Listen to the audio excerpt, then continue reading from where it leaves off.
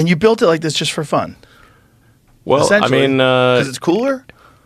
I mean... Because you can? Trucks are supposed to be tough, right? Yeah. So, is your truck bulletproof? No, mine's definitely not. Exactly. And if I shot mine with my bow, it'd go right through it. 100%. Yes. 100%. So, if you shoot any normal car, unlike in the movies where people hide behind car doors, a car door is basically very thin, mild steel. So if you shoot a gun at through like a regular truck, it'll go through both doors. So you can't hide behind a car door like they do in the movies. Way back in the day, dating myself, but the A-Team where they would there'd be like bullets flying everywhere and they'd be hiding behind the car door. Right. That doesn't work. But it does in a Cybertruck. Was there ever? It's best in apocalyptic technology. Yeah, well, you never know. It's an amazing car to have in the apocalypse. Yeah, exactly. Does it still do this thing where the ride height raises? Yeah. And so you can, and there's also no regular drivetrain, so there's no axles that Correct. are the impediment to going over rocks and things like that. Yeah, normally in other vehicles, in gasoline or diesel vehicles, you've got the differential, which hangs down low between the rear wheels. So you look under a truck, there's almost always a differential there that's hanging down pretty low. So if you hit the diff on a rock, you'll break it. Yeah. But there's no at the bottom of the Cybertruck is completely flat, and it has the best clear height of any vehicle. How far away are we, if it's ever going to happen at all, from having a vehicle that can operate entirely on solar? Well, you've got a surface area thing. So it's about a kilowatt per square meter, normal to the sun, roughly. So it really depends on what kind of mileage. You can't, you don't have enough surface area to keep the car going just from the car surface area. But if you had something that folded out, you could make it self-sustaining. Something that folded out, so you could park it and then leave it on. Yeah, you'd have to unfold like the Starlink satellites do, where you unfold the solar panels. You just need more surface area. You need. Is there any potential for an advancement in technology that would make a smaller area much better at conducting sun? Nothing. No, it's a kilowatt per square meter. That's what you're going to get when the sun, if you're normal to the sun, so at 90 degrees to the sun. And there's nothing that could accelerate that, or no. That's just literally the solar energy. That's just it. Yeah. So then you multiply your efficiency by that. So if you commercial panels maybe 25% efficient if they're a good one, so you get 250 watts per square meter. There was one car, roughly 10 feet. What was it, like a Fisker that was using a solar panel that claimed that it was operating like the electronics, like it could start the radio. Yeah. I mean, you can definitely you just don't have enough surface area for it. But but you can certainly you could run a house with solar, with the solar roof, and the Tesla solar roof. You can run a house. But it's never going to get to a point where you can just have a car that's made out of solar panels that it could drive around. It could never be that efficient. Correct. So you do not have enough surface area.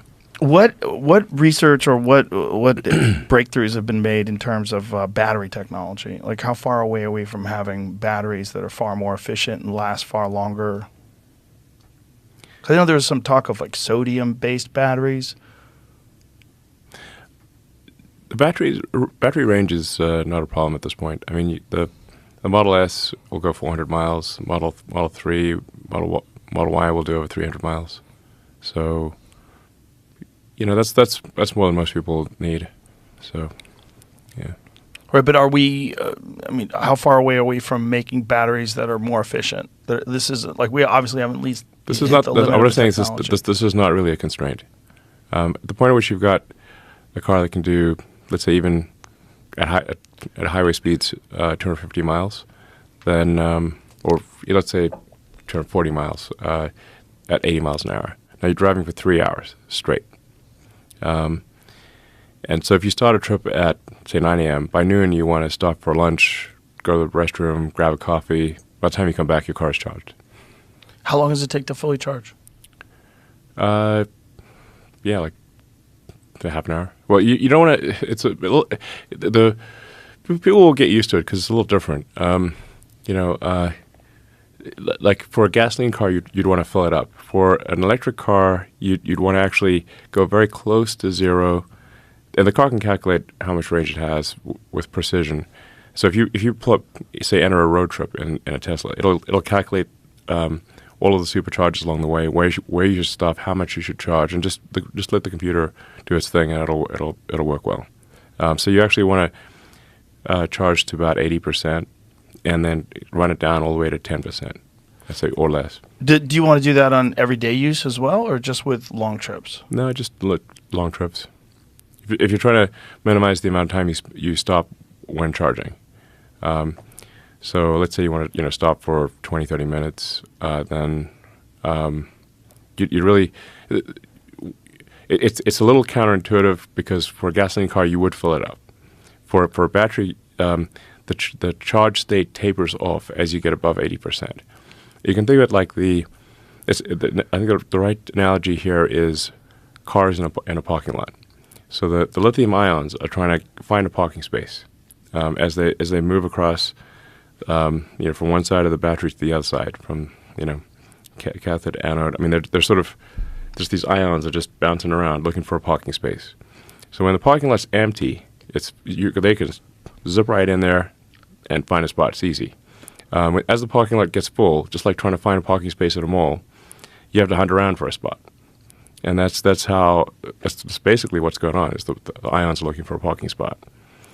So as the battery gets closer to full, it's harder and harder to find a spot. They have to bounce around more. So it takes longer just like to get from 80 to 100. Correct. Getting from 80 to 100, it takes about as much time as getting from 0 to 80. Oh. Just think of like the ions got to find a parking spot. Oh. And just like if you're in a mall and it's busy, then it takes longer to find a parking spot than if it's empty. So you're satisfied with the technologies available right now in terms of like the amount of mileage that you get out of it and things along those lines? Yeah, range is not an issue. Cost is more of an issue. So just need to make the car affordable. A long-range car needs to be affordable. When you fully roll out, how many of those things, how many Cybertrucks can you guys make a month? We're aiming to make about 200,000 a year at volume production. Wow. Maybe a little more. But I just can't emphasize enough that manufacturing is much, much harder than the initial design.